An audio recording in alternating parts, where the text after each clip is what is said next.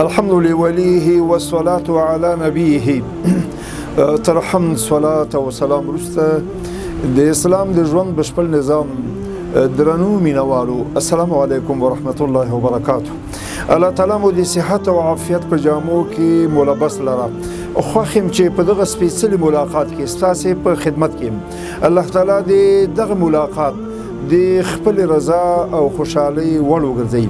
اجازه راکړئ چې نن ستاسو په خدمت کې د اوزایا په حق له معلومات وړاندې کړم زمونږ د بحث موضوعات د اضحیې تعریف مشروعیت حکم شرطونه د قرباني وخت د حیوان صفات د قرباني آداب د غوښو د توزیع لار دا زمونږ د بحث نکات دي اضحیه په عربي ژبه کې د هغه حیوان نوم دی چې ذبح کولی سي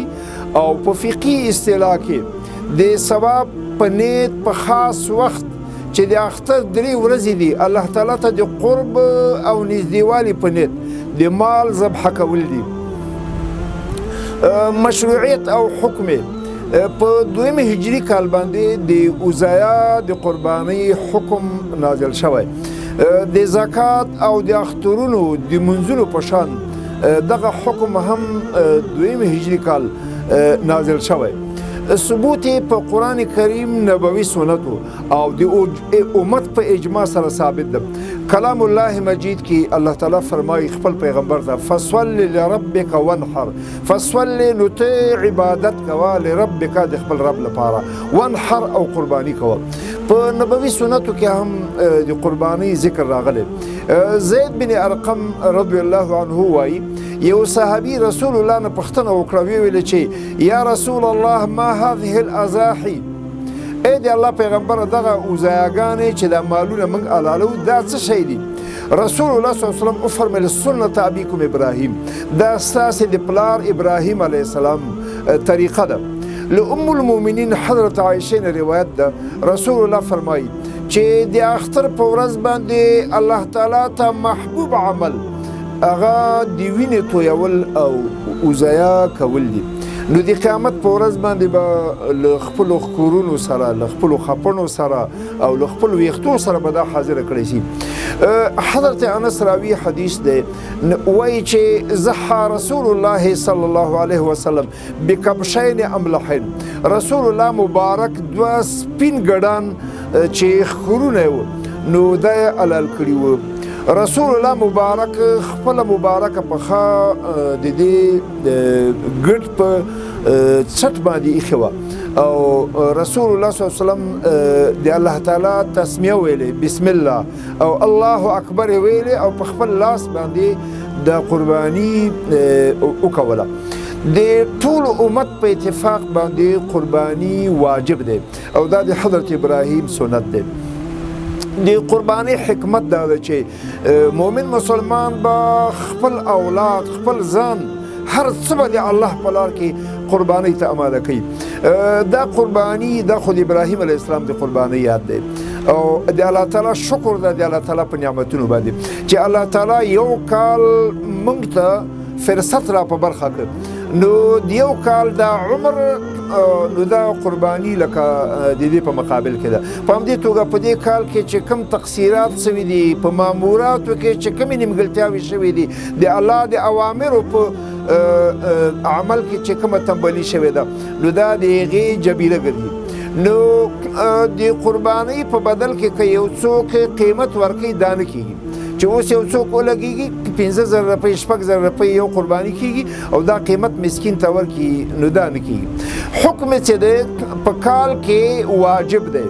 په مقیمینو باندې چې کوم کس مقیمي مسافر نه په مسافر نشته امام ابو یوسف او امام محمد رحمه الله دواړه فرمایي چې دا سنت موقت دی د وجوب شرط چې په چا واجب کیږي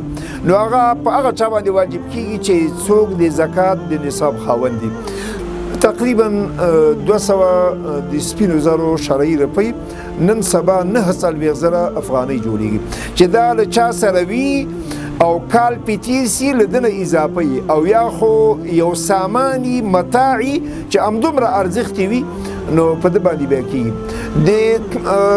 وزیا د صحت شرایط اول د حیوان سلامتیا ده چې ړوند بنئ مریض بنئ ګډ بنئ او ډنګر بنئ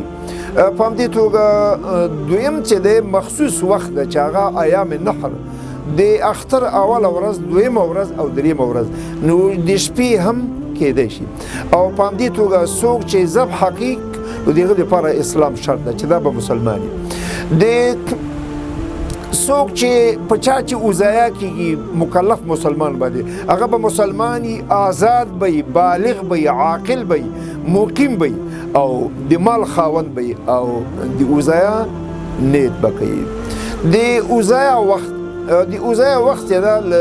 د اختر په اوله ورځ قبل الزوال د 12 بجو نه مخکې دا بهترین وخت ده برا بن عازب رضی الله عنه فرمایي چې رسول الله صلی الله علیه وسلم وفرمایل لومړی چې موږ د اختر په ورځ باندې کوم عمل باندې پیل کوو نو هغه مونځ دی بیا به موږ واپس کیږو او بیا به موږ قرباني کوو نو چا چې دا کار وکړو نو هغه یقینا زمونږ تګلارې ته ورسېدی او چا چې له دې نه مخکې ذبح قرباني وکړه نو هغه غوښه تیاره کړه د خپل اولاد لپاره د هغه قرباني نه ده شوې نو په حیواناتو کې په ژوو کې چې کوم حیوانات په هغو باندې قرباني کېږي نو هغه یو ایبل دی اوښ او غوا او غوهی ښځه یې که نري او په همدې توګه میخه او ګډان او وزې نري که ښځه یي که خسي او که هغه وي نو په دې ټولو باندې کېږي ګډ چې دی یو کلن او وزه هم داسې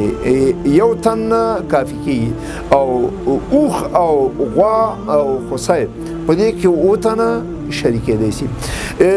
حنفي فقها وایي چې له مړي نه که څوک قرباني کوي نو هم کېدی شي د غوښو د ویش طریقه دا ده چې غوښه به درې برخې کې یو برخه د خپل ځان دپاره بل د اقرباو لپاره او بل د مسکینانو لپاره دا غوره طریقه ده الله تعالی دې دا اختر موږ ته مبارک وګرځي الله تعالی دې دا شپې مبارکې ورځې راولي او انشاءالله سبا خو اختر دی الله تعالی دې ټول ملت ته دا اختر مبارک کړي سبحانك اللهم وبحمدك اشهد ان لا اله الا انت استغفرك واتوب اليك